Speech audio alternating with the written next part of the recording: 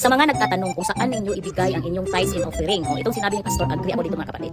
Pakinggan natin. Pastor, saan po ba ako dapat magbigay ng aking tithes and offering? Simpleng-simpleng sagot. Saan po ang iyong storehouse? Saan ang source ng iyong food? Saan ka na-nourish? Saan ka nakakain? Amen? At kapag ka ito ay nalaman mo, yun ang storehouse mo, ibabalik mo ngayon yan sa iyong storehouse. Maliwanag ko ba mga kapatid? Ganun yun mga kapatid, kung saan ka nakakain ng salita ng Panginoon, doon ka magbigay para makatulong ka rin sa ministry nito sa simbahan na yan. Ito yung problema ng mga taong ito eh.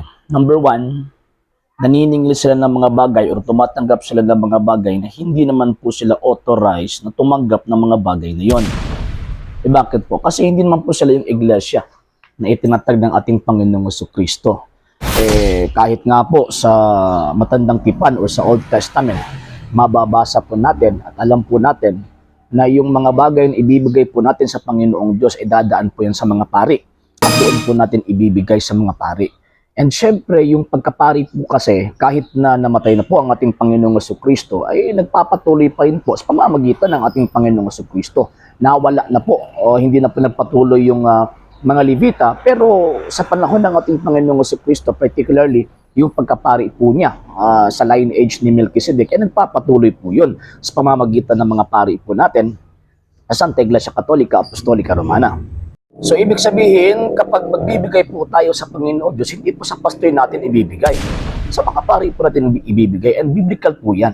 And wala po sa Biblia, hindi po tayo makakabasa sa banal na kasulatan na sinasabi ng Panginoong Diyos kapag magbibigay tayo ng handog para sa Diyos, ibigay natin sa mga pastoy. Wala po yan sa banal na kasulatan.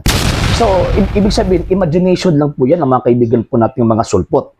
Number two, ang pinag-uusapan po na storehouse or pinag-uusapan na iglesia or society sa ng Panginoong Jesucristo na kung saan doon po tayo magbibigay para masuportahan po natin yung misyon ng Panginoong Diyos, yung misyon ng kanyang iglesia para ituro yung salita ng Panginoong Diyos. Hindi po doon sa mga sektang itinatag lang po ng mga Amerikano or itinatag lang po ng mga Pilipino. So dapat doon po tayo magbibigay sa iglesyang tatag talaga ng Panginoong Diyos. Bakit po? Kasi kung hindi po natin gagawin yon, ang nasa isip natin, magbibigay tayo sa Panginoong Diyos, pagkatapos sa mga pastoy po natin ibibigay yung handog po natin, ano po yan? Idolatry po yan. Bakit? Kasi parang instead of doon po tayo, magbibigay sa Panginoong Diyos, sa totoong Diyos na kung saan nagtatag ng kanyang iglesia, doon po tayo nagbibigay sa mga pastoy na kung saan yung mga sekta po nila, sila lang pinagtatag. And lastly po, mga sir at saka mga ma'am, lastly, alam naman po natin na ang Panginoong Diyos ay meron po siyang itinatag na iisang iglesia.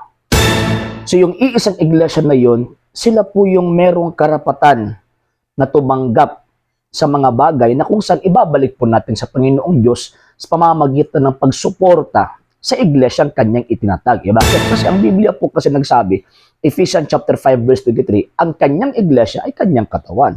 So kung ibabalik po natin yung pera po natin, yung mga handog po natin sa Panginoong Diyos, doon po natin sa ilagay sa totoong iglesia, hindi po sa mga sektang sulpot. Bakit po? Kasi kung sektang sulpot po tayo magbibigay, ibig sabihin po dyan, sumusuporta po tayo sa sektang itinatag lang po ng tao. Wala po yung connection sa kaligtasan po natin. At alam po natin din, na itong mga sektang mga sulpot ngayon, wala naman po yung wala naman po yung kapangyarihan na magbibigay assurance po sa atin na mailigtas po tayo. Hanapin po natin yung totoong iglesia at yung totoong iglesia na yun, yan po yung Santa Iglesia Katolika, Apostolika Romana, wala na po iba. Sa hindi pa po nakapag-follow sa mga pages po natin, i-follow nyo po yung mga pages po natin, RJ Horolanciano II, TV Apolia Punto Argumento page, Kuya Apologist TV page, and RJ's Vlog 2022. And pwede rin po kayo mag-send po dyan ng Facebook stars. And also, sa ating po mga channels, sa hindi po nakapag-subscribe, i-subscribe po ninyo yung mga channels natin, The Lay Catholic, Apologist International Official, RJ Sano II TV, Kuya Apologist TV, and Barrio Kawayan Religious Forum.